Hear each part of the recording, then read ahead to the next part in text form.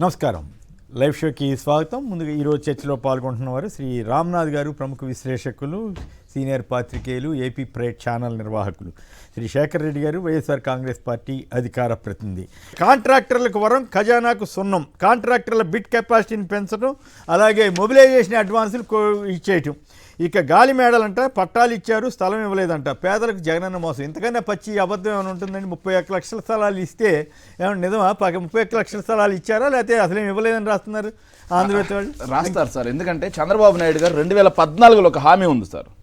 ప్రతి ఒక్క పేదవాడికి నేను ఇళ్ల పట్టాలు రెండు సెంట్లు ఇస్తా అన్నాడు సార్. 2 సెంట్లు 3 సెంట్లు, ఎగ్జాక్ట్లీ 3 సెంట్లు ఆయన ఏదైతే హామీలు 600 పైచిలకు హామీల్లో అదొక హామీ సార్. కానీ ఒక్క సెంటు కూడా ఇవ్వకుండా 31 లక్షల మందికి ఇళ్ల పట్టాలు ఇచ్చిన జగన్మోహన్ రెడ్డి గారి మీద వీళ్ళు విషం జిమ్ముతా ఉంటే, ఆ ఇళ్ల పట్టాలు తీసుకున్న వాళ్ళు కనీసం నవ్వుకుంటారే అన్న విచక్షణ కూడా లేకుండా, భయం కూడా లేకుండా, నిస్సిగ్గుగా అన్నీ వదిలేసి జర్నలిజం చేస్తే అలాంటి రాతలే వస్తాయి సార్. రైట్. మేము చూస్తూ ఊరుకో, మనం ప్రజాస్వామ్యంలో ఉన్నామా అంటూ మన సుప్రీంకోర్టు వారు ఘాటైన వ్యాఖ్యలు చేశారు. పేదల ఉపాధికి కోత. ఏపీలో 24-25లో ఉపాధి కూలీలు కోల్పోయిన పని దినాలు 2.69 కోట్లంటూ తాజాగా ఈ కూటమి ప్రభుత్వం వచ్చాక జరిగిన పరిణామాలపై కథనాన్ని ఇచ్చారు. పోలవరం ఎత్తు తగ్గింపుతో రాష్ట్రానికి విఘాతం. రాజ్యసభలో వైసీపీ ఎంపీ పిల్లి సుభాష్ చంద్రబోస్. పురుగులే పరమాన్నం, ఘోర ముద్ద, పిల్లల గొంతు దిగని మధ్యాహ్న భోజనం. విశాఖ కలెక్టరేట్ ఎదుట తల్లిదండ్రులతో కలిసి విద్యార్థుల ధర్నా. సో ఈ పరిస్థితి ఎప్పుడైనా చూసారా గతంలో మన రామ్నాథ్ గారు? గతంలో ఎప్పుడు లేదండి. అసలు వైఎస్ఆర్సీపీ హయాంలో ఆ విద్యకు సంబంధించి కావచ్చు, ఈ మధ్యాహ్న భోజనం కావచ్చు, గోరుముద్దకు సంబంధించి ఎవరు విమర్శలు చేసే సాహసం కూడా చేయలేదు. ఎందుకంటే ఆ స్థాయిలో నిరంతరం పర్యవేక్షణ ఉంది. ఈ ప్రభుత్వం వచ్చిన తర్వాత అలాంటి పర్యవేక్షణ లేదు అన్నది కూడా స్పష్టంగా అర్థమవుతోంది. ఇప్పుడు కలెక్టరేట్ల దగ్గర పిల్లలు ధర్నాలు చేసే వరకు పరిస్థితి వెళ్తోందంటే, పైగా విద్యాశాఖ మంత్రిగా నారా లోకేష్ గారే ఉన్నారు, అన్ని సెట్ చేస్తా అంటున్నారు. కానీ ఇంత వరెస్ట్ పర్ఫార్మెన్స్ ఉంది అంటే వీళ్ళు మొత్తం రివర్స్ లో వెళ్తున్నారు. ఇదొక్కటే కాదు, ప్రతి అంశంలో కూడా మన ఎందుకు ఢిల్లీలో చెప్తున్నారు. అసలు ఈ దేశంలోనే ఢిల్లీ ఏపీ మోడల్ ని ఎడ్యుకేషన్ లో పోల్చేవారు. కానీ మన ముఖ్యమంత్రి చంద్రబాబు నాయుడు గారు ఢిల్లీ మోడల్ ఫెయిల్ అయింది, ఏపీ మోడల్ ఫెయిల్ అయింది, స్కూళ్ళ విద్య బాగానే ఉంది, కానీ ఆ తర్వాత కాలేజీలు ఉన్నాయా అని మాట్లాడుతున్నారు. అంటే ఏంటంటే నిజానికి ప్రభుత్వానికి, ఈ రాష్ట్ర ప్రభుత్వానికి ఇవన్నీ విద్య కావచ్చు, హెల్త్ కావచ్చు, ఇవన్నీ ప్రభుత్వం మీద వేసుకొని పేదలకు అండగా ఉండాలి అన్న కాన్సెప్ట్ కు దూరంగా వెళ్తోంది. అందులో భాగంగానే చంద్రబాబు నాయుడు గారు కూడా ఢిల్లీ మోడల్ ఫెయిల్ అయింది, ఎడ్యుకేషన్ లో ఫెయిల్ అయింది అంటున్నారు. మరి ఇంతవరకు ఆ సాహసం ఎవరు చేయలే. ఢిల్లీలో ఫెయిల్ అయ్యారు, ఏపీలో ఫెయిల్ అయ్యారని చెప్తున్నారు ఎడ్యుకేషన్ కి సంబంధించి.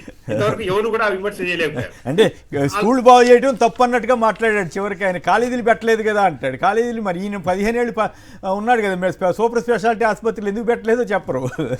ఆసుపత్రులు ఢిల్లీలో ఓకే, ఇంటింటికి మందుల వరకు ఓకే, కానీ సూపర్ స్పెషాలిటీ హాస్పిటల్స్ ఉన్నాయి అన్నారు. ఇక్కడేమో మెడికల్ కాలేజీలు కడుతుంటే మాకు అవసరం లేదు ఇవన్నీ అని చెప్పి, మెడికల్ కాలేజీలో సీట్లు అవసరం లేదని చెప్పి లేఖలు కూడా రాసే పరిస్థితికి వచ్చేసి. దారుణం ఏంటంటే ఈ ఎడ్యుకేషన్ గురించి మాట్లాడడం కాబట్టి నిన్న ఆంధ్రజ్యోతిలో ఒక కథనం వచ్చింది. అన్న కొంచెం జూమ్ చేయగలరా దీన్ని? కొంచెం ఏం రాశారంటే సార్, బడులను ముంచిన జగన్మామ. వినండి సార్. అంటే ప్రజలంత పిచ్చోళ్ళలాగా వాళ్ళు ఏం రాసినా సరే దీన్ని నమ్మేస్తారనే స్థితిలో ప్రభుత్వ పాఠశాలల నుంచి ప్రైవేట్కి వెళ్ళిపోయిన 5 లక్షల మంది విద్యార్థులు సార్. కానీ వాస్తవం అనేది ఒకటి ఉంటుంది కదా సార్. వాస్తవం ఏంట్రా అంటే, సో ఇక్కడ వైఎస్ఆర్సీపీలో వాస్తవాలే మాట్లాడతాం సార్. 2018-19 విద్యా సంవత్సరానికి సంబంధించి ఆంధ్రప్రదేశ్ బడుల్లో ఎన్రోల్మెంట్స్ 38 లక్షల మంది సార్. ఇది కేంద్ర ప్రభుత్వ డేటా. 38 లక్షల మంది. ఇక 2023-24 సార్, జగన్మోహన్ రెడ్డి గారు దిగిపోయే ఆఖరి సంవత్సరానికి 40,50,000 మంది సార్ పెరిగారు. 2 లక్షల మంది పెరిగారు. 2.5 లక్షల మంది పెరిగారు. ఓకే. చంద్రబాబు నాయుడు గారి హయాంలో ఏదైతే 14 నుంచి 19 మధ్యలో 1700 స్కూల్స్ని రేషనలైజేషన్లో భాగంగా వాటిని మూసేశారు. మూసేసిన తర్వాత దానిలో భాగంగా 4.5 లక్షల మంది ప్రభుత్వ బడుల నుంచి వెళ్ళిపోయి ప్రైవేట్ స్కూల్స్లో జాయిన్ అయ్యారు. కానీ జగన్మోహన్ రెడ్డి గారు వచ్చిన తర్వాత అమ్మఒడి, స్కూల్స్ నాడు నేడు బాగు చేయడం, స్కూల్స్ ఈరోజు చూస్తే కార్పొరేట్ స్థాయి. ఈరోజు హైదరాబాద్ లో ఉన్నటువంటి అవన్నీ చూసి గోరుముద్ద సార్, ఘోరముద్దగా మారిపోయిందని రాశారు. ఈ రోజు పాపం సార్ పిల్లలు ధర్నా చేశారు సార్. పసిబిడ్డల నోటికాడి కూటిని కూడా ఈ రోజు లాగేసే కుట్ర జరుగుతూ ఉందంటే దీనికి ఏమనాలి? కేవలం సార్ కార్పొరేట్ స్కూళ్ళకి ప్రభుత్వ విద్యను నిర్వీర్యం చేసి కార్పొరేట్ స్కూళ్ళకి దోచిపెట్టాలి. ఇక్కడ విద్య దొరకదు కాబట్టి మధ్యతరగతి వాడు రెక్కలు ముక్కలు చేసుకుని సంపాదించిన సొమ్ములో 60% స్కూల్ ఫీజు రూపంలో వాళ్ళు లాగుతున్నా సరే పిల్లల భవిష్యత్తు కోసం అటు సైడ్కి పంపించాలి. సో వాళ్ళ ద్వారా మనం కమిషన్లు తీసుకోవాలనే కుట్రలో భాగంగా జరుగుతున్నటువంటి కార్యక్రమాలు అవి. ఏదైతే ప్రభుత్వం ముందుకెళ్లాల్సింది కాస్త వెనక్కి వెళ్తుంది, రివర్స్లో వెళ్తుంది, ఏదైతే రామ్నాథ్ గారు చెప్పినట్టు సార్. రైట్. పోలవరం గడువులోగా పూర్తి చేయాలి. కేంద్ర జలశక్తి కార్యదర్శి శ్రీ దేవశ్రీ ముఖర్జీ లేఖ రాశారటండి, ఆదేశాలు ఇచ్చారు. అవి ప్రధానమైనటువంటి వార్తలు. ఇక చర్చల్లోకి మిగతా అంశాల మీద కూడా వెళదాం. రామ్నాథ్ గారు ముందుగా ఒకటి చెప్పండి, ఈ ఫిరాయింపుల మీద తెలంగాణ ఇష్యూ అయినప్పుడు కూడా ఫిరాయింపుల మీద ఏపీలో ఇప్పుడు మున్సిపాలిటీల్లో వీటిలో కూడా జరుగుతున్నాయి కదా, సుప్రీంకోర్టు ఆదేశాల మేరకు వాటిని ముందుకెళ్లే అవకాశం ఉందంటారా? బీఆర్ఎస్ ఎమ్మెల్యేలు కూడా కాంగ్రెస్లో చేరిన వారు ఇబ్బంది పడే పరిస్థితి వస్తుందనుకుంటున్నారా? కొమ్మినేని గారు 10 మంది ఎమ్మెల్యేలు ఫిరాయించి దాదాపు 10 నెలలు అవుతున్నా కూడా ఇప్పటికీ కూడా అక్కడ యాక్షన్ తీసుకోవడం లేదు. సుప్రీంకోర్టే డైరెక్ట్ ఇన్వాల్వ్ అయ్యి మీకు ఎంత రీజనబుల్ టైం అంటే ఎంత అని చెప్పింది. 4 రోజుల్లోగా చెప్పండి, లేకుంటే మేమే గడువు నిర్ణయిస్తామని చెప్పారు. సుప్రీంకోర్టు కానీ ఈసీ కానీ ఇప్పుడు కేంద్ర ప్రభుత్వం కానీ చట్టాలు చేయాలి, ఎంత నిర్ణీత సమయంలో దీన్ని వేయాలి వేట్ అనేది. కానీ బీజేపీ ప్రభుత్వాలు బీజేపీ వాళ్ళు కూడా ఇదే పని చేస్తున్నారు కాబట్టి అక్కడి నుండి కూడా లేదు. ఇక ఈసీ కూడా సైలెంట్ ఉంది. ఇది సుప్రీంకోర్టే అల్టిమేట్ గా తేల్చాల్సి ఉంటుందేమో. ఇప్పుడు తెలంగాణ స్పీకర్ మాకు 3 నెలలు కావాలి గడువు, లేకుంటే 6 నెలలు కావాలంటే లేదు అంత కాదు, ఇగో ఈ నెలలో చేయండి అని సుప్రీంకోర్టు గడువు విధించవచ్చు. ఆ గడువు విధించినా సరే స్పీకర్ ఏం నిర్ణయం తీసుకుంటారు? వీళ్ళంతా ఫిరాయించలేదు, పక్కాగానే ఉన్నారని కూడా చెప్పొచ్చేమో. ఎందుకంటే ఒక్క స్పీకర్, ఈ స్పీకర్ గురించే కాదండి, మొత్తం రాజకీయ పార్టీలకు సంబంధించి అన్ని రాష్ట్రాల్లో కూడా స్పీకర్లు పూర్తిగా రాజకీయ పార్టీలో ఏ పార్టీకి సంబంధించిన వ్యక్తులు అవుతారో వాళ్ళకి వంతపాఠం అనేది మామూలుగా మాడిపోయింది. స్పీకర్లు అనే వాళ్ళు పార్టీలకు అతీతంగా ఉంటారా అనుకుంటున్నారు కానీ ప్రాక్టికల్ గా ఎక్కడా ఉండడం లేదు. సో ఇప్పుడు వీళ్ళంతా ఏ తప్పు చేయలేదని చెప్తే ఇది మళ్ళీ అల్టిమేట్ గా అవతల వాళ్ళు సుప్రీంకోర్టుకు వెళ్తే సుప్రీంకోర్టే చివరకు తేల్చాల్సి ఉంటుందేమో.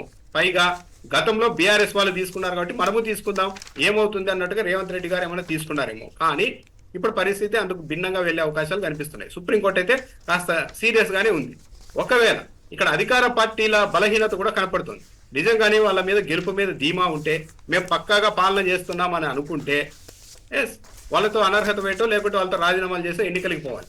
ఆ పని కూడా చేయడం లేదు. ఒకవేళ సుప్రీంకోర్టు ఇన్వాల్వ్ అయ్యి ఇక్కడ అంటే మ్యాటర్ ఆఫ్ టైం, 5 ఏళ్ళు గడిపేస్తారా, లేకుంటే ఏడాదిలో వేటేస్తారా, 6 నెలలు వేస్తారా అనేది ఇదే తేడా. సుప్రీంకోర్టు ఒకవేళ వేగంగా స్పందించి త్వరగా వేటు పడేలా చేస్తే రేవంత్ రెడ్డి ప్రభుత్వానికి ఆ సిబ్బందే ఉంటుంది. ఉప ఎన్నికలగిన వస్తే ఈ స్థానాల్లో ఫిరాయింపులు ఎలాంటి కారణాలు లేకుండా ఫిరాయించారు. ఏది అప్పటి వరకు ఆ పార్టీ తరఫున పోటీ చేసి అప్పటి వరకు కేసీఆర్ గొప్పోడు, కేటీఆర్ గొప్పోడు అని చెప్పిన వాళ్ళు తీరా అధికారం కోల్పోగానే ఏదో రకరకాల కారణాలు, సిల్లీ కారణాలు చెప్పేసి ఇటువైపు వచ్చారు. వీళ్ళ స్థానాల్లో బై ఎలక్షన్ జరిగితే ప్రజలు కూడా ఇలాంటి వాళ్ళని తిరస్కరించే అవకాశం ఉంటుంది. సో అల్టిమేట్ గా గత ప్రభుత్వాలు చేశాయి కాబట్టి మనము చేద్దాం అన్న కోణంలో రేవంత్ రెడ్డి గారు వెళ్లారు. కానీ ఒకవేళ సుప్రీంకోర్టు సీరియస్ గా స్పందించి వీళ్ళ మీద వేటు వేసే పరిస్థితి వరకు వెళ్తే స్పీకర్ వరకు మేనేజ్ చేయవచ్చాము. కానీ సుప్రీంకోర్టు ఏమన్నా సీరియస్ గా స్పందించి కొద్దిగా లేట్ గా అయినా కూడా వేట్ వేస్తే అప్పుడు రేవంత్ రెడ్డి ప్రభుత్వానికి అయితే ఇబ్బంది ఉంటుంది. ఇది ఎక్కడో చోట చెక్ పెట్టాలి.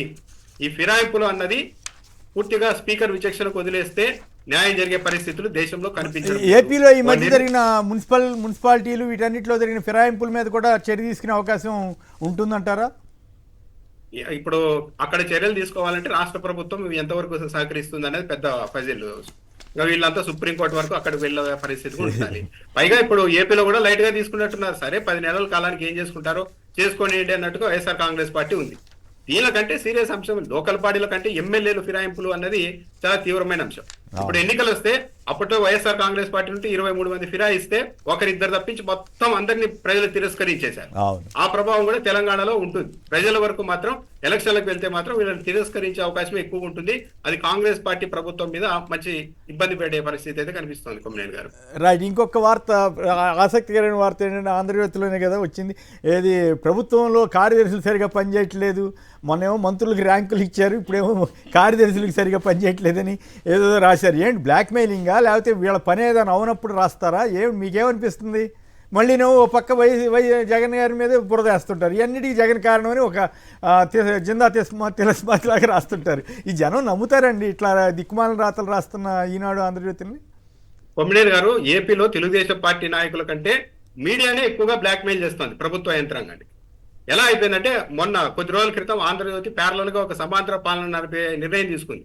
మేము అన్ని చోట్ల సదస్సులు పెడతాము, మీ సమస్యలు ఏమైనా సాల్వ్ కాబట్టి మా దగ్గరకు రండి, అధికారులు వస్తారు, అక్కడికి ఎమ్మెల్యేలు ఒక ఒక మీడియా సంస్థ, ఒక ప్రైవేట్ సంస్థ ఒక కార్యక్రమం పెడితే అధికారులంతా అక్కడికి వచ్చి సమాధానం చెప్పుకోవాలి అంటే ఇండైరెక్ట్. అదే వైఎస్ఆర్ కాంగ్రెస్ పార్టీ ప్రభుత్వంలో అయితే ఈ పని చేసే వాళ్ళ అధికారులు అక్కడికి వెళ్లే వాళ్ళ, ఈ ప్రభుత్వంలో వెళ్తున్నారు అంటే ఏంటి, చంద్రబాబు నాయుడు తెలుగుదేశం పార్టీ అంతా మా చేతుల్లో ఉంది కాబట్టి మేము ఏం చేసినా చెల్లుతుంది అని ఒక బ్లాక్ మెయిల్ చేసే పరిస్థితికి వెళ్ళారు. మొన్న ఈనాడు కూడా రాశారు, ఒక కంట్రిబ్యూటర్ ని కలెక్టర్ ఎస్పీని బెదిరించే పరిస్థితికి వచ్చారు. మెయిన్ పేజ్ లో రాసి నువ్వు రావద్దయ్యా అని ఫోన్ తీసుకున్నారని చెప్పి, ఎలా తీసుకుంటారని చెప్పి మెయిన్ పేజ్ లో రాసే పరిస్థితికి వచ్చేసారు.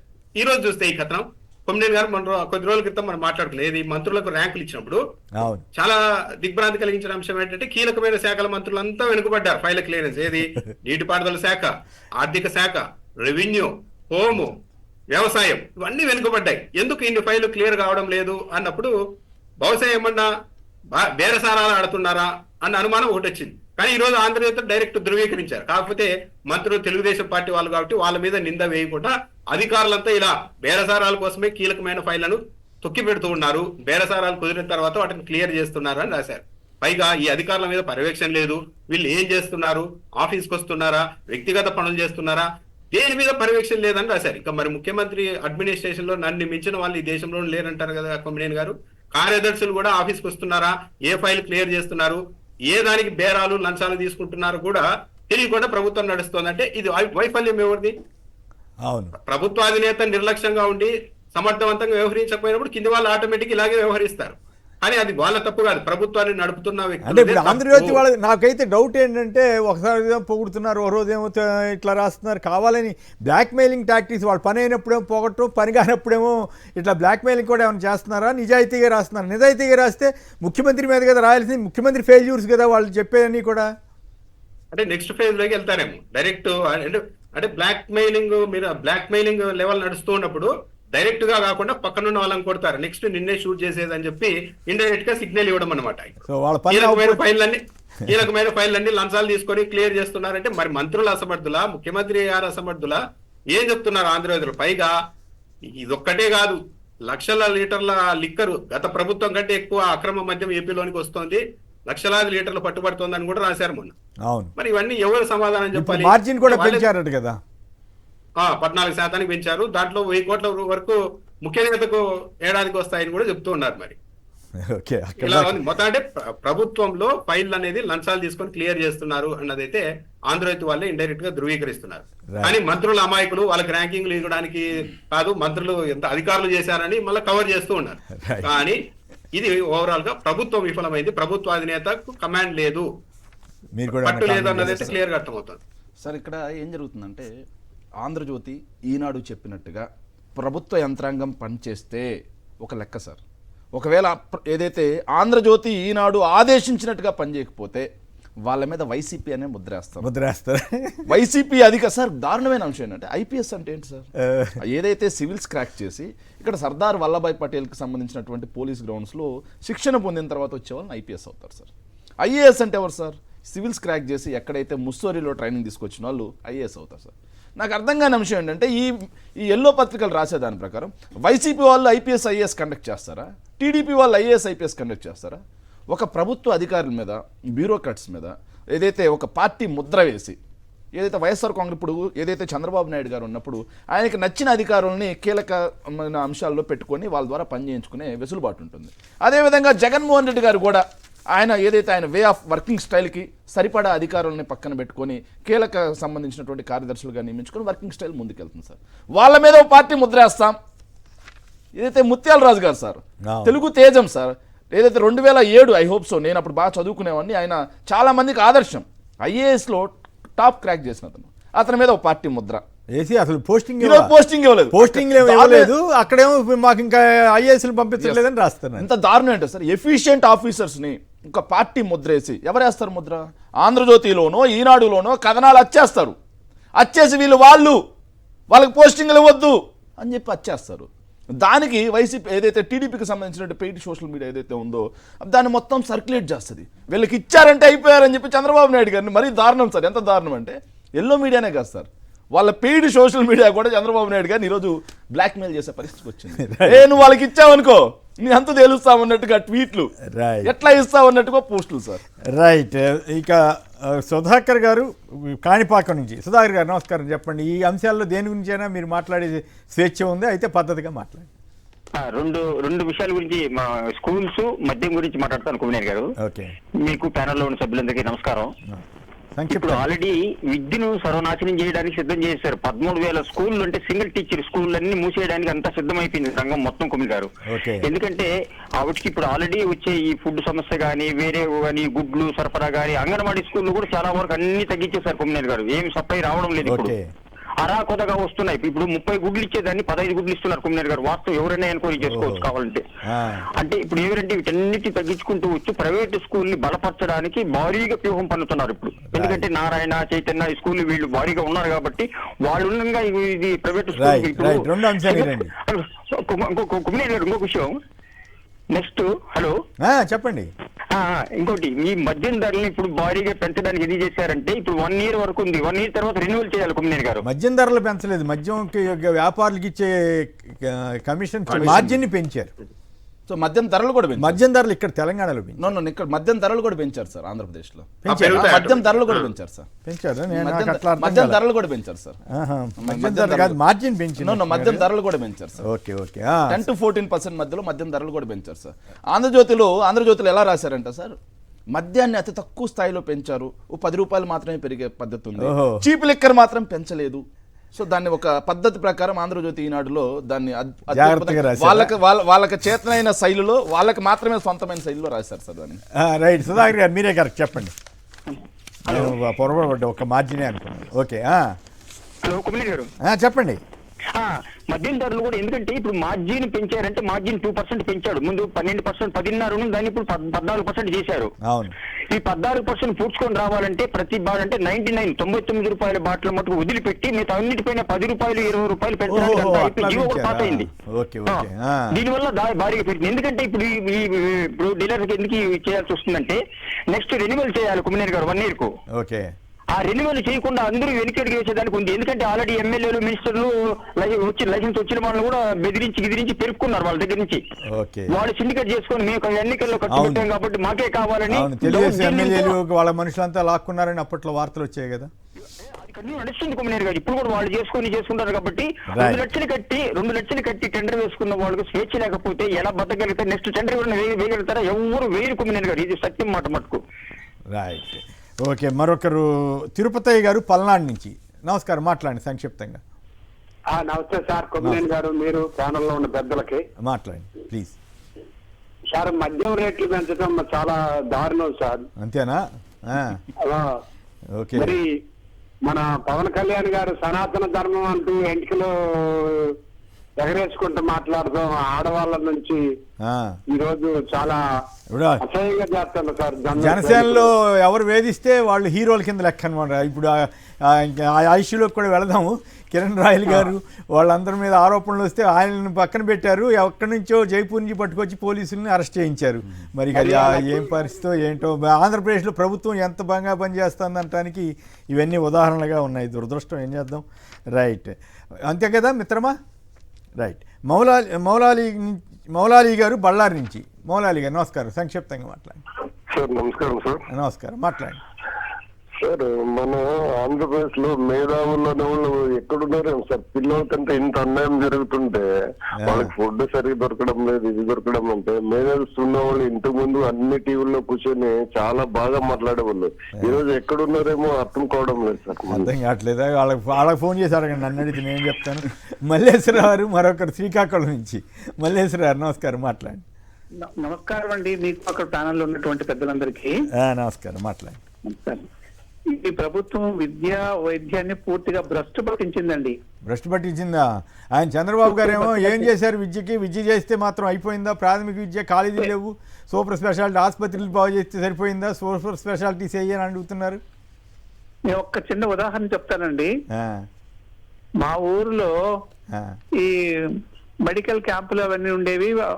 బీపీ వాళ్ళకు, షుగర్ వాళ్ళకి అందరికి టాబ్లెట్స్ ఇచ్చేవాళ్ళండి జగన్ గారి టైంలో. అవును. ఇప్పుడు అదన్నీ మూసేశారు. అవును, గొడవ లేదు.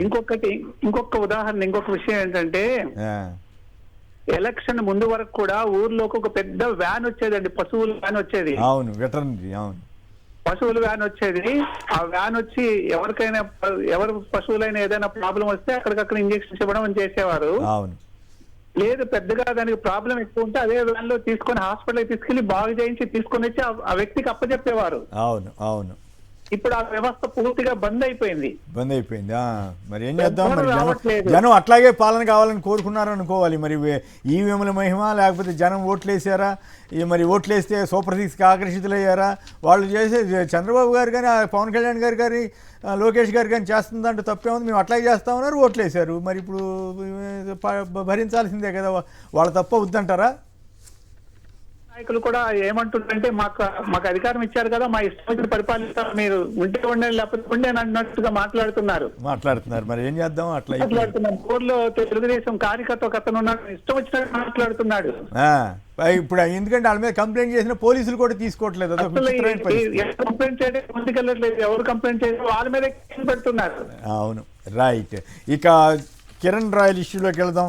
తన వెనక పవన్ ఉన్నాడని కిరణ్ రాయల్ బెదిరించేవాడు, జనసేన నాయకులతో ఫోన్ చేయించి హెచ్చరిస్తున్నాడంటూ పాప మా లక్ష్మణ్ ఆవిడ వాపోతా ఉంది. రామ్నాథ్ గారు చెప్పండి, ఈ పవన్ కళ్యాణ్ గారు వెనక ఉన్నాడని డైరెక్ట్గా చెబుతుంటే కూడా చంద్రబాబు గారు పవన్ కళ్యాణ్ గారు చెమడాలు తీస్తాం అవి తీస్తాం అన్న వాళ్ళు అసలు ఇప్పుడు ఎందుకు మాట్లాడట్లేదు, పైగా ఆవిడని అరెస్ట్ చేయటం ఏంటి, ఈయన జనసేనలో మహిళలు వేధిస్తే హీరోలు అవుతారా అన్నది నా ప్రశ్న. కొమ్మినేని గారు, ఇప్పుడు లక్ష్మీ గారు చెప్పడమే కాదు, కిరణ్ రాయల్ గారే చెప్తున్నారు, నేను ఒక డిబేట్ లో కూర్చొని జనసేన పార్టీ ఎట్టి పరిస్థితుల్లోనూ నన్ను వదులుకోదు, అంతే, జస్ట్ త్వరలోనే మళ్ళా నేను ఇదే తిరుపతి జనసేన ఇన్ఛార్జ్ గా వస్తాను. మొన్న ఒక లెటర్ విడుదల చేశారు, పార్టీ కార్యక్రమాలకు దూరంగా ఉండడని. అదే లెటర్ మీద కిరణ్ రాయల్ అమాయకుడు అని నేను క్లీన్ చీట్ తెచ్చుకొని మరీ వస్తానని ధైర్యంగా చెప్తున్నారు. ఆయన ఏ టెక్నాలజీతో ఇవన్నీ క్రియేట్ చేశారని చెప్తున్నారు ఒకవైపు.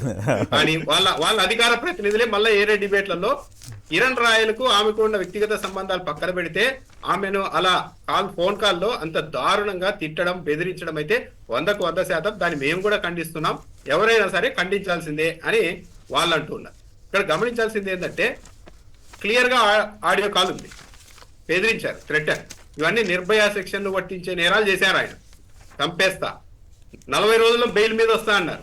మీ పిల్లలు బయటకు వస్తే బైకుల్లో తిరుగుతారు కదా అంటున్నారు. అంటే బైకుల్లో వెళ్తుంటే యాక్సిడెంట్ చేసి చంపేస్తారా? దాంతో పాటు పచ్చి బూతులు తిడుతూ ఉన్నారు ఆమె. ఇంకో నేను డబ్బులు తీసుకోలేదని అంటున్నారు, కానీ ఆ ఫోన్ కాల్లో ఒకటి గమనిస్తే కొమ్మినేని గారు, ఆమె నువ్వు నా డబ్బులను వెనక్కి నన్ను మోసం చేశావు, నేను నిన్ను నమ్మి అంత డబ్బులు ఇచ్చాను, కానీ నువ్వు మరో మహిళతో ఉన్నావు, నాకు ద్రోహం చేశావు, నా డబ్బులను వెనక్కి ఇవ్వు అంటే అతను ఏం చెప్తున్నాడంటే ఫోన్ కాల్లో, ఆ రోజు డబ్బులు ఇచ్చేటప్పుడు ఏమన్నా అప్పు అని చెప్పావా అంటున్నారు. అంటే డబ్బులు అయితే తీసుకున్నారు, కానీ నువ్వు అది ఆ రోజు అప్పు అని చెప్పలేదు కాబట్టి నేను ఇవ్వను అన్నట్టుగా పబ్లిక్ గా మాట్లాడే పరిస్థితికి వచ్చేసారు ఈయన. దాంతోపాటు కిరణ్ రాయల్కి సంబంధించి వాళ్ళ పార్టీ ఎలా వెనుకేసుకొస్తోంది, రీసెంట్ గా తెలుగుదేశం పార్టీ మీడియా కూడా రంగంలోకి దిగింది. తెలుగుదేశం పార్టీ మీడియా ఎలా అభివర్ణిస్తోంది అంటే, అసలు ఈ విషయం మీద మీ మీద ఇంతగా కఠినంగా జనసేన పార్టీ వ్యవహరించాల్సింది కాదు, ఒకవేళ వ్యవహరించేసింది అంటే వైఎస్ఆర్ కాంగ్రెస్ పార్టీ చేస్తున్న దాడికి మీ పార్టీ భయపడి మీ మీద ఇలా చర్యలు తీసుకుందా, అయితే మీరు మాత్రం ఒకటి వైఎస్ఆర్ కాంగ్రెస్ పార్టీ ప్రచారం కారణంగా మీరు ఈ స్టేట్ లోనే ఒక పెద్ద స్టార్ అయిపోయారని చెప్పి డిబేట్ పెట్టి మరి కిరణ్ రాయల్కు ఒక మీడియా సంస్థ కితాబిస్తోంది. అందుకే నేను సరదాగా కమింగ్ అప్ లో జనసేనలో ఎంత వేధింపులు చేస్తే అంత ఆ మహిళల్ని ఎంత వేధిస్తే అంత హీరోల కింద లెక్క అనమాట. ఇందాకే నేను మీ వీడియో కూడా చూశాను, గతంలో రేణుదాసాయిని కూడా రిఫర్ చేస్తూ మాట్లాడారు మీరు. ఆమె జనసేన పార్టీ అధికార ప్రతినిధి అరుణ గారు చెప్తున్నారు, మీరు పెద్ద తప్పు చేశారు వైసీపీ వాళ్ళు, ఇంతకాలం జనసేన పార్టీకి కట్టుబడి ఉన్నారు కాబట్టి కిరణ్ రాయల్ కంట్రోల్లో ఉన్నారు, ఇప్పుడు అది కూడా లేకుండా చేశారు, పార్టీ కార్యక్రమాలకు దూరంగా ఉంచేలా, అంటే మీరు గేట్లు ఎత్తేసారు, ఇక మిమ్మల్ని రఫ్ ఆడించేస్తారు, కిరణ్ రాయల్ చూసుకోండి అని చెప్తున్నారు. గేట్లు ఎత్తేసారా లేకుంటే గొలుసు తెంచేశారో మనకు అర్థం కావడం లేదు. సరే, వైఎస్ఆర్సీపీని రక్కేందుకు ముందుకు వస్తే వాళ్ళు డిఫెండ్ చేసుకోగలుగుతారు, ఎందుకంటే ఒక సిస్టమ్ ఉంది, ఒక పార్టీ ఉంది కాబట్టి వాళ్ళు కౌంటర్ చేయగలుగుతారు. కానీ ఈయన వైఎస్ఆర్సీపీని వదిలేసి ఇలా మహిళల మీదకి ఇంకా రెచ్చిపోతే ఏంటి పరిస్థితి? అది చాలా ప్రమాదకరమైన అంశం. జైపూర్ పోలీసులు వచ్చారు, సిటీలో ఉన్నారు, తిరుపతిలో 2 రోజులు అరెస్ట్ చేస్తారు చూడని చెప్పి 2 రోజుల క్రితమే ఈయన చెప్తూ ఉన్నారు. అంటే ఈయనే క్లూ ఇచ్చారు అన్నది కూడా చాలా క్లియర్ గా అర్థమవుతుంది. దాంతో పాటు ఈయన ధైర్యం ఏంటింటుంది, నన్ను మా పార్టీ వదులుకోదు, నేను మళ్ళీ వస్తాను అని అంటే, ఇలాంటి ఎపిసోడే మా అధినేతకు కూడా ఉంది కాబట్టి అక్కడ ఆ ఫార్మేట్ ని నాకు కూడా అప్లై చేస్తారని ఏమన్నా అనుకుంటూ ఉన్నారా? గతంలో రేణు దేశాయ్ గారు స్వయంగా చెప్పారు ఇంటర్వ్యూలో, నేను భార్యగా ఉన్నాను, నాకు విడాకులు లేదు, ఏమీ లేదు, ఇంకో మహిళను గర్భవతిని చేస్తే ఆ బాధ ఎలా ఉంటుందో ఒక మహిళగా నాకు తెలుసు, అలా చేశారన్నారు. కానీ అక్కడ పవన్ కళ్యాణ్ ఎవరు ఏమి అనలేదు కదా. కాదు కదా, శభాష్ అని హీరో అని మెచ్చుకున్నారు కదా, మగాడు హీరో అని కూడా మెచ్చుకున్నారు కదా, ఓట్లు కూడా వేసారు కదా జనం. కాబట్టి అదే ఫార్ములా నాకు అప్లై అవుతుంది కదా, నాకు భార్య పిల్లలు ఉన్నా సరే నేను ఇంకో సంబంధం పెట్టుకున్నా కూడా తప్పేలా అవుతుంది మా అధినేత పెట్టుకున్నప్పుడే అని ఇంకొకటి కిరణ్ రాయల ఆర్గ్యుమెంట్ లో కొంత వాస్తవం వాదన ఒప్పుకోవాల్సిందేనేమో. అంటే అధినేతతో పోల్చుకుంటే మాత్రం అది ఆయన చెప్తున్నది కరెక్టే లాజిక్.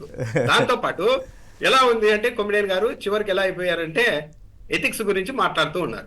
ఆమెకు ఎథిక్స్ ఉన్నాయా, ఒక భర్త ఉండంగా పిల్లలు ఉండంగా ఇతడు అంటే ఎట్లొస్తుంది, ఆ ఎథిక్స్ ఉండాలి కదా, ఆమెను ఎలా డిఫెండ్ చేస్తారు, మహిళ అయినంత మాత్రాన వన్ సైడెడ్ గా ఆమెను సమర్థించాలా అని అంటున్నారు. సరే వాటి వరకు ఒప్పుకుందాం కొమ్మినేని గారు, ఆమె చేసింది తప్పే అనుకుందాం. కానీ నిన్ను నమ్మి వచ్చింది, 20 లక్షల రూపాయలు ఇచ్చి కారు ఇచ్చిన తర్వాత కనీస కృతజ్ఞత లేకుండా ఆమెను చంపేస్తా, నరికేస్తా, బెదిరిస్తా అంటున్నారు.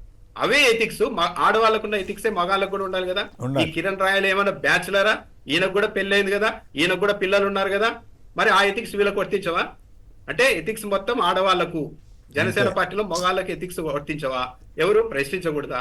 ఇంత దారుణంగా చేసి ఇంకోటి ఏంటంటే ఇప్పటివరకు యాక్షన్ లేదు. ఆడియో మొత్తం అంత థ్రెటన్ చేశాడు, ఆ ఆడియో బయటకు వచ్చిన తర్వాత మళ్ళీ ఇంకా వాళ్ళ పిల్లల్ని కూడా బెదిరించే ప్రయత్నం చేశారు, కానీ ఇప్పటి వరకు చర్యలు లేవు. ఇంకొకటి నిన్న కిరణ్ రాయల్ చెప్తున్నారు, మరి ఇది ఇంకా జనసేన పార్టీ వాళ్ళు ఉన్నారో వెనకాల టీడీపీ వాళ్ళు ఉన్నారో, కానీ నేను పవన్ కళ్యాణ్కే వివరణ ఇస్తాను, నా దగ్గర కొన్ని కాల్ డేటాకు సంబంధించిన ఎవిడెన్స్ కూడా ఉన్నాయి, వైసీపీ వాళ్ళు కాకుండా కొందరు ప్రముఖులు కూడా ఉన్నారు, అవి బయట పెట్టలేను, నేను నేరుగా పవన్ కళ్యాణ్కి ఆ ఎవిడెన్స్ ఇచ్చి ఆ తర్వాత మీడియా ముందుకు వస్తాను అని చెప్తున్నారు ఆయన.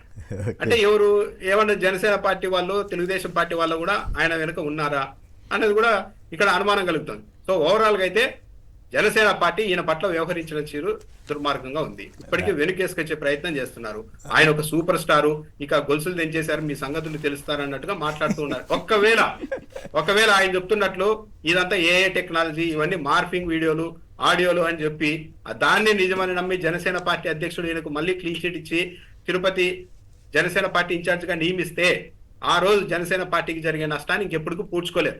భలేవాళ్ళే, మీరు ఇప్పటి వరకు కరెక్ట్ గా చెప్పారు, కానీ మీరు కొంచెం అమాయకంగా విలువలతోటి మాట్లాడుతున్నారు. కానీ జనమే పట్టించుకున్నప్పుడు మీరు నేను గొడవ చేస్తే ఏమో ఉపయోగం సార్? జనమే బ్రహ్మాండం బజిగోవిందో ఆయన హీరో అది అని అంటుంటే ఈ ఒక్క పాయింట్లో నేను మీతోటి విభేదిస్తున్నాను. అంటే మొన్న అన్ని మొత్తం సర్వశక్తులు ఒడ్డారు కొమ్మినేని గారు. మొన్న ఎన్నికల్లో గెలవడానికి మాత్రం సర్వశక్తులు అంటే ఒక్కటి ఉంటుంది ఇక్కడ ఎప్పుడైనా కానీ. కొమ్మినేని గారు మీకు తెలుసు, ఒక అధికార పార్టీ మీద ఆరోపణలు చేస్తున్నప్పుడు ప్రజలు నిజమే ఉంటుందేమో అనుకుంటారు, ప్రతిపక్షం మీద ఆరోపణలు చేసినప్పుడు కన్సిడర్ చేయరు, వీళ్ళంతా కావాలని దాడి చేస్తున్నారు అన్నట్టు. వీళ్ళ అధికారంలో ఉన్నారు ఇప్పుడు, వీళ్ళ మీద వచ్చే ఆరోపణలు చాలా తీవ్రంగా రాజకీయ ప్రభావం చూపుతాయి. పైగా ఇంతవరకు నోరు విప్పలేదు కదా ఈ ఇష్యూలో. పవన్ కళ్యాణ్ గారు నోరు విప్పలా, ఎక్కడెక్కడో ఏదో జరిగితే అది చేస్తా ఇది చేస్తా, ఎక్కడో కడపెళ్ళి అది చేశాను అని చెప్పిన ఆయన అసలు నోరు విప్పకపోవడం అనేసరికి డౌట్ వస్తుంది సహజంగానే. హోంమంత్రి గారు కూడా స్పందించట్లేదు. సరే, డేవిడ్ గారు ఒంగోలు నుంచి. డేవిడ్ గారు నమస్కారం, మాట్లాడండి. జనసేనలో మహిళలను వేధించే వాళ్ళంతా హీరోలు అవుతారా? రైట్ సార్, ఒక్క నిమిషం. విష్ణుమూర్తి గారు కోనసీమ నుంచి. విష్ణుమూర్తి గారు నమస్కారం, మాట్లాడండి సంక్షిప్తంగా. నమస్కారం, మాట్లాడండి. అదేండి, ఇప్పుడు ఈ ప్రభుత్వం అంతా కూడా అండి కంప్లైంట్ ఇచ్చిన వాడు పాప లక్ష్మి గారి మీద తిరిగి కేసు పెట్టారండి. పాపం ఆవిడ డబ్బు సమర్పించుకుంది, తప్పని చెప్పలేదు. ఇంత అన్యాయము అరాచకాలు జరుగుతుందంటే ఈ పవన్ కళ్యాణ్ గారి పార్టీ అండి డమ్మీ పార్టీ అండి. ఆయన చంద్రబాబు నాయుడు గారు పెట్టించిన పార్టీ, ఆయన ఏం మాట్లాడతారండి? అంతేనా? ఆయన ఏం మాట్లాడండి, ఆయన దేని గురించి మాట్లాడు. ఆయన ఏంటంటే ఈ కాపు సోదరులందరినీ అమ్ముకుని ఆయన సంపాదించుకుంటారు తప్ప ఆయన దేనికి మాట్లాడండి. మాట్లాడే రైట్స్ కూడా లేవు, ఆయనకేమీ లేదండి అసలు. మరి ఆవేశపడమాకండి, మళ్ళీ రెడ్ బుక్లు ఇట్లాంటివన్నీ మళ్ళీ వస్తాయి. రైట్, శేఖర్ గారు. సార్, యథా రాజా తదా ప్రజ, రాజు ఎలా ఉంటాడో ప్రజలు ఎలా ఉంటారని ఒక నానుడు ఉంది సార్. అలాగే జనసేన పార్టీలో పవన్ కళ్యాణ్ గారు ఎలా ఉన్నారో ఆయన ఫాలో అవుతూ ఏదైతే మన దొండకాయల కిరణ్ అలియాస్ కిరణ్ రాయల్, ఇంటి పేరు సార్ కిరణ్ కుమార్ దొండకాయల ఇంటి పేరు, దొండకాయల కిరణ్ అలియాస్ కిరణ్ రాయల్ గారు అలాగే ఉన్నారు సార్. దాంట్లో తప్పే ఉంది పాపం. సో ఆయన అడిగితే ఆయన చెప్తాడు, సార్ మా నాయకుడిని చూడండి, మా నాయకుడు చేస్తే తప్పు, నేను చేస్తే తప్పు కాదా? ఎట్లయితుంది అది? అని చెప్పి గట్టిగా అడగగలిగేటువంటి పరిస్థితులు ఈరోజు కిరణ్. ఇప్పుడు అయితే ఈయన కూడా హీరోనే 100%. హీరో కాకుండా సార్ నాకు నవ్వొచ్చిన అంశం ఏంటంటే అతను ఏ టెక్నాలజీ అండి, కోర్టులో సమర్పిస్తానండి, ఫోరెన్సిక్స్లో చూడండి, తర్వాత నేను శిక్ష అనిపిస్తానండి. ఏంటి సార్ ఏ టెక్నాలజీ? నువ్వు ఆ మహిళకి ఫోన్ చేసి బూతులు తిట్టడం ఏ టెక్నాలజీయా? ఆ మహిళ దగ్గర డబ్బు తీసుకున్నాను అని ఒప్పుకోవడం ఏ టెక్నాలజీయా? అదేవిధంగా హోటల్ గదిలో కూర్చొని నువ్వు నా లైఫ్, నా కైఫ్, నా వైఫ్, నా నైఫ్ అని మాట్లాడడం ఏ టెక్నాలజీ? ఆయన మాట్లాడి సార్, హోటల్ గదిలో అదే మహిళతోటి కూర్చొని నా వైఫ్, నా లైఫ్, నా కైఫ్, నా నైఫ్ అన్నది ఇవన్నీ ఏ టెక్నాలజీ? మెడలో గులిసేయించుకొని లవ్ యూ చెప్పడం, ఐ లవ్ యూ అని అమ్మాయి చెప్తే లవ్ యూ టూ అని చెప్పడం ఏ టెక్నాలజీ? ఇవన్నీ ఏ టెక్నాలజీ? సార్ చేసిందే తప్పు. నువ్వు ఏదైతే ఆ మహిళతో వివాహేతర సంబంధం పెట్టుకున్నావు, మీ మధ్య ఏం జరిగిందనేది అప్రస్తుతం. కానీ ఆ మహిళ దగ్గర నువ్వు 1,20,00,000 డబ్బుతో పాటుగా, బంగారంతో పాటుగా కార్లు కూడా కొనుక్కొని నువ్వు లగ్జరీగా ఎంజాయ్ చేసి ఆవిడ్ని ద్రోహం చేశావు, ఆవిడ్ని దూరం పెడుతున్నావు, ఆవిడ్ని మోసం చేశావని ఆవిడ ఆవేదన వ్యక్తం చేసినప్పుడు ఆవిడని బెదిరించడం తప్ప కాదా అనేది ఈరోజు జనసేన పార్టీ వాళ్ళు చెప్పాలి. ఎందుకంటే సార్ ఇక్కడ వాళ్ళు విలువలు వీటి గురించి మాట్లాడుతున్నారు సార్. జనసేన పార్టీలో నిస్సిగ్గుగా నేను అడుగుతున్నాను సార్, జనసేన పార్టీలో ఆడవాళ్ళకి మాత్రమే విలువలు ఉంటాయా, మగవాళ్ళకి విలువలు ఉండవా? ఆడవాళ్ళు మాత్రమే విలువలు ఫాలో కావాలా, మగవాళ్ళు విలువలు ఫాలో కారా? నాకు అదే అనిపిస్తుంది సార్. మగవాళ్ళకి విలువలు ఉండకూడదంట పార్టీలో, ఆడవాళ్ళకి మాత్రం అన్ని విలువలు ఉండాలంట సార్. ఇతనికి పెళ్ళయింది, బీటెక్ చదివే కుమారుడు ఉన్నాడు, కుమార్తె ఉంది, కానీ ఆయన చేసిన తప్పని ఎవరు మాట్లాడరు. ఇంకోటి సార్ ఏంటి సార్, గొలుసులు తింపుకొని వచ్చేస్తాడు రాయపాటి అన్నా గారు చెప్పినట్టు, మన అన్న చెప్పినట్టు అతనికి లిమిట్స్ ఉండవండి సార్. లిమిట్స్ ఉండకపోతే ఏంటండి, ఏమవుద్ది? లిమిట్స్ ఉండకపోతే ఏమవుద్దో తెలుసా సార్? నిన్న ఒక ఏదైతే ఒక డిబేట్లో కూర్చొని మాట్లాడుతున్నారు, దండం స్వామి వీళ్ళకి ఒక్కొక్కరు 10,000 పోస్టులు వేశారు నా మీద, ఇది సోషల్ మీడియా కాదండి, వీళ్ళని నేను తట్టుకోలేను. అంత యాక్టివ్ అయ్యారా మీరు? సార్ ఒకటి గుర్తుపెట్టుకోవాలి sir, YSR Congress party social media అనేది ఎప్పుడు కూడా డబ్బు కోసం పనిచేస్తారు, కులం కోసం పనిచేస్తారు, మతం కోసం పనిచేస్తారు, ప్రాంతం కోసం పనిచేస్తారు. వైఎస్ జగన్మోహన్ రెడ్డి అనే ఒక ఎమోషన్ కోసం పనిచేస్తారు సార్. వైఎస్ఆర్ కాంగ్రెస్ పార్టీ సిద్ధాంతానికి పనిచేస్తుంది సార్. వైఎస్ఆర్ కాంగ్రెస్ పార్టీకి ఇక్కడ ఏమవుతుందంటే సార్, ఇది అసంఘటిత శక్తి, వాళ్ళలాగా ఆర్గనైజ్డ్ పెయిడ్ కాదు. కానీ వైఎస్ జగన్మోహన్ రెడ్డి అనే ఒక వ్యక్తి ఎమోషన్ దగ్గరికి వచ్చేసరికి అతని గురించి నీచంగా మాట్లాడితే, ఎవరైనా వైఎస్ఆర్ కాంగ్రెస్ పార్టీ గురించి చండాలంగా మాట్లాడితే, చినికి చినికి గాలువాన తుఫానుగా మారినట్టుగా, చుక్క చుక్క నీరు కాస్త సముద్రంగా మారినట్టుగా వాళ్ళ పని ఎలా ఉంటుందో తెలుసా సార్? రాత్రి ఉండదు పగలుండదు, సార్. అన్ని ఆధారాలతో ఒక్కొక్కడికి ఇచ్చి పడేస్తారు సార్. ఎట్లా ఉంటదంటే అలా సినిమాలో చెప్పారు సార్, ఏదైతే అరెస్టులు వీటికి ఎవరు భయపడతారు? అల్లు అర్జున్ గారు ఒక సినిమాలో డైలాగ్ ఉంటుంది సార్, రప్ప రప్ప రప్ప రప్ప రప్ప అని. YSR Congress party social media అలాగే ఉంటుంది సార్. మళ్ళీ చెప్తున్నాను సార్, ఇది డబ్బు కోసం, కులం కోసం, మతం కోసం, ప్రాంతం కోసం కాదు సార్. వైఎస్ జగన్మోహన్ రెడ్డి అనే ఒక ఎమోషన్ కోసం పనిచేస్తారు. ఇప్పుడు ఇంతకీ ఈ కేసులో ఈ లక్ష్మి గారిని అరెస్ట్ చేయటం ఎట్లా, ఇది ఎంత అన్యాయం అనిపిస్తుంది? ఒక మహిళని అట్లా చేస్తుంటే మరి రాష్ట్ర ప్రభుత్వం కానీ, తెలుగుదేశం వాళ్ళు కానీ, జనసేన వాళ్ళు కానీ పోనీ పంచాయతీ చేసేదో సార్ రాజీ చేసే ప్రయత్నం చేసి ఉండొచ్చు కదా. చెప్పేకే శ్రీరంగ నీతులు సార్, చెప్పడానికి మాత్రమే శ్రీరంగ నీతులు. మహిళ వైపు చూడాలంటే తోలు తీసేస్తా అని ఏదైతే తోళ్ళ వ్యాపారం పెట్టుకున్నటువంటి పవన్ కళ్యాణ్ గారు ఈరోజు తోలు ఎందుకు తీయడానికి రాలేదు సార్? ఓజీ షూటింగ్లో ఉన్నారా? హరిహర వీరమల్లు షూటింగ్లో ఉన్నారా? లేకపోతే ఏమైంది సార్? వాళ్ళ పార్టీకి చెందినటువంటి ఒక కాన్స్టిట్యున్సీ ఇన్ఛార్జ్ మహిళని అకారణంగా అన్ని బూతులు తిడుతుంటే, థ్రెటన్ చేస్తుంటే ఆవిడ ప్రాణానికి ఈరోజు రక్షణ లేదు. సో ఏమైపోయాడు పవన్ కళ్యాణ్ గారు? ముఖ్యమంత్రి గారు ఏమైపోయారు? హోంమంత్రి గారు సార్, పాపం హోంమంత్రి గారు ఏమైపోయారు సార్? మహిళా హోంమంత్రి సార్, పాపం వెరీ డైనమిక్. జగన్మోహన్ రెడ్డి గారి గురించి మాట్లాడడానికి మాత్రం ఎగేసుకొని ముందుకు వస్తారు సార్ మీడియా ముందుకి. అసందర్భంగా ప్రేలాపనలు మాట్లాడే హోంమంత్రి అనిత గారు ఈరోజు ఇదొక్కటే కాదు సార్, హోంమంత్రి గారి గురించి కూడా మేము మాట్లాడాలి సార్. ఏదైతే వీళ్ళ అధికారం వచ్చిన కొత్తలో మచ్చుమరి ఘటన దగ్గర నుంచి మొదలు పెట్టుకుంటే ఈరోజు జరుగుతున్నటువంటి ఏదైతే మహిళల మీద, బాలికల మీద, ఆఖరికి ముసలి వాళ్ళ మీద కూడా అత్యాచారాలు జరుగుతూ ఉన్నాయి. 65 ఏళ్ళ పైబడిన వాళ్ళ మీద కూడా అత్యాచారాలు చేసే పరిస్థితికి వచ్చింది ఈరోజు ఆంధ్రప్రదేశ్లో. వీటన్నిటి మీద హోంమంత్రి గారు మాట్లాడరు సార్. కానీ జగన్మోహన్ రెడ్డి గారి మీద మాట్లాడడానికి మాత్రం ఆవిడ మనం మాట్లాడకూడదు, ఆవిడ మాత్రం ముందు ఉంటారు సార్ కూర్చొని. విశ్వక్సేన్ అనే నటుడి ఆవేదన, తర్వాత రాజకీయ ప్రసంగాలు సినిమా సభల్లో దాని మీద వెళ్ళటానికి ముందుగా ఇంకొక ఇంపార్టెంట్ ఇష్యూ ఉంది. ఈనాడు తెలుగుదేశం అక్రమ సంబంధం నేరుగా బయటపడినట్లుంది. అట్లాగే లడ్డూ వ్యవహారంలో కూడా వాళ్ళు డిఫెన్స్లో పడి కింద మీద పడుతున్నట్లుగా ఉంది. ఏదో వేరే కారణాలతో అరెస్ట్ చేస్తే అసలు కల్తీ గురించి రాయకుండా వీళ్ళు కవర్ చేసే ప్రయత్నం వీటి మీద నిన్న అంబటి రాంబాబు గారు కానీ వైఎస్ఆర్ కాంగ్రెస్ వాళ్ళు కానీ చాలా స్పష్టంగా ఇచ్చారు. రామ్నాథ్ గారు, ఈ రెండు అంశాలు చూస్తే మీకు ఏమనిపిస్తుంది? తెలుగుదేశం పార్టీతో ఉన్న అక్రమ సంబంధం మరింత బహిర్గతం అయిపోయినట్లు అనిపిస్తుంది. మార్గదర్శి మీద జరిగితే టీడీపీ ఎంపీలు ప్రెస్ కాన్ఫరెన్స్ పెట్టి తిట్టాల్సిన అవసరం ఉందండి మిథున్ రెడ్డిని. కొమ్మినేని గారు, ఇప్పుడు ఈనాడు వాళ్ళకి ఎలా ఉందంటే మేము ఎవ్వరి మీదైనా ఎలాగైనా రాస్తాం, మీరు మాత్రం తిరిగి ప్రశ్నించకూడదు అన్నట్టుగా ఉంది. లోక్సభలో అవును మిథున్ రెడ్డి మొత్తం ప్రస్తావించారు. ఏ అంశమైన అబద్ధం ఉందా? మీరు మార్గదర్శిని ఎందుకు వదిలేస్తున్నారని ప్రశ్నించారు. ఐటీ శాఖ 1000 కోట్లు ఫైన్ వేస్తే స్టే తెచ్చుకున్నారు, కోర్టుకు వెళ్ళి అన్నారు. అంటే అక్కడ ఎవిడెన్స్ అది ఇవన్నీ ఉన్నాయి. ఇంత పెద్ద స్కామ్ను మీరు ఎందుకు వదిలేస్తున్నారని ప్రశ్నిస్తే ఓనే పురంధేశ్వర్ గారు అడ్డుపడ్డారు. ఇంకా తర్వాత తెలుగుదేశం పార్టీ ఎమ్మెల్యేలు, అది కూడా ఒక్కొక్కరు కాదు, మూకుమ్మడిగా వచ్చి అదే అంశం మీద ప్రెస్ మీట్ పెట్టి మరి వార్తలు రాస్తే మీరు ఇలా విషయం చింపుతారా, కక్ష కడతారా అని చెప్తున్నారు. ఈ లైన్ ఇప్పుడు కాదు కొమ్మినేని గారు, గతంలో కూడా సుప్రీంకోర్టు దగ్గరికి రామోజీరావు తీసుకెళ్లారు. నేను వైఎస్ రాజశేఖర్ రెడ్డికి కాంగ్రెస్ పార్టీకి వ్యతిరేకిని సిద్ధాంతపరంగా, అందుకే వీళ్ళు నా మార్గదర్శిని టార్గెట్ చేశారని చెప్పినప్పుడు సుప్రీంకోర్టు న్యాయమూర్తి స్పష్టంగా ఒక విషయం చెప్పారు.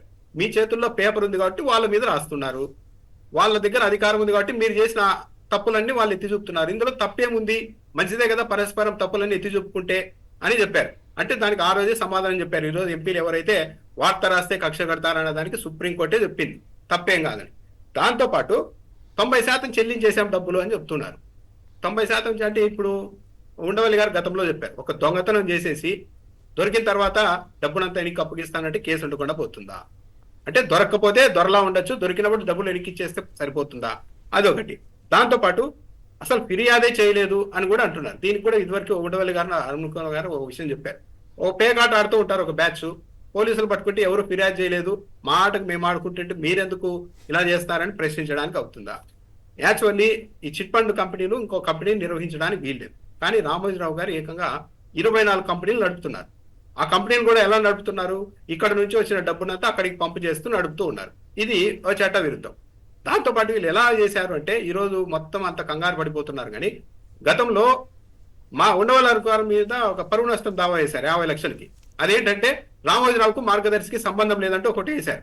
మళ్ళీ వాళ్ళే తెలంగాణ హైకోర్టుకు వెళ్ళి మార్గదర్శికి రామోజీరావే చైర్మన్ అని కూడా ధృవీకరించారు. ఇలా డబుల్ స్టాండర్డ్స్ తో వెళ్తున్నారు. ఇక్కడ సింపుల్ ఏంటంటే మిథున్ రెడ్డి గారు కావచ్చు, పెద్దిరెడ్డి రామచంద్రారెడ్డి గారు కావచ్చు, మా భూముల మీద అక్రమాలు ఉన్నాయంటున్నారు కదా, ఏమైనా చేసుకోండి, కొలతలు వేసుకోండి.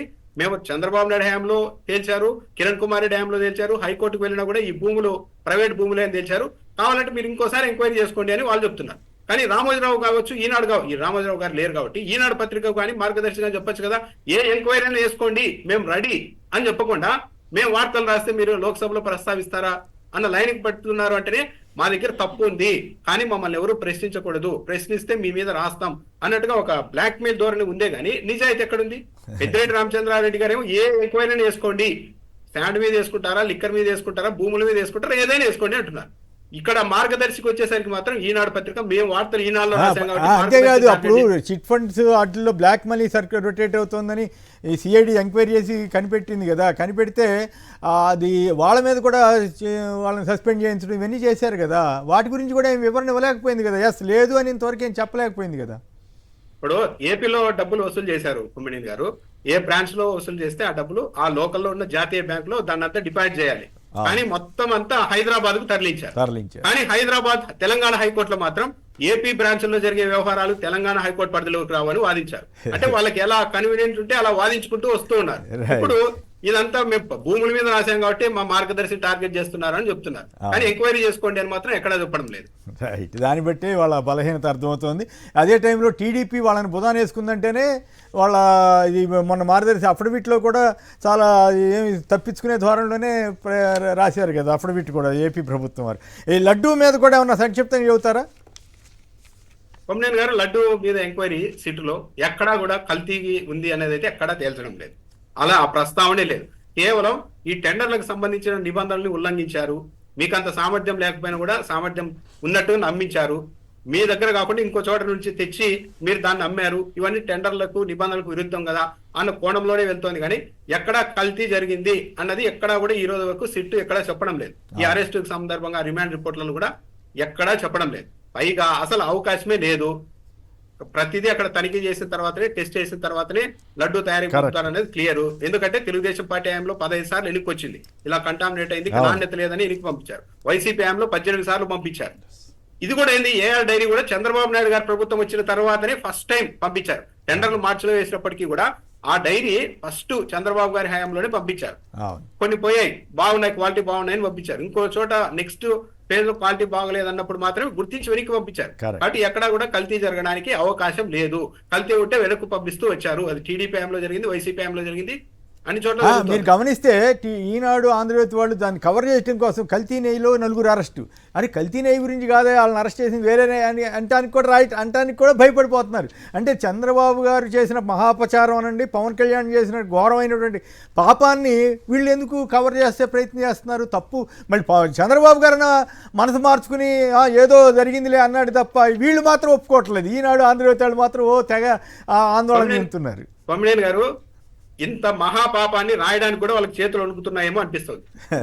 గత 2 రోజులుగా చూస్తే ఈ కల్తీ జరిగిందని రాయడం లేదు. కల్తీ జరిగినట్లు గుజరాత్ లోని ఒక ల్యాబ్ ఇచ్చింది అని రాసుకుంటున్నారు మళ్ళా.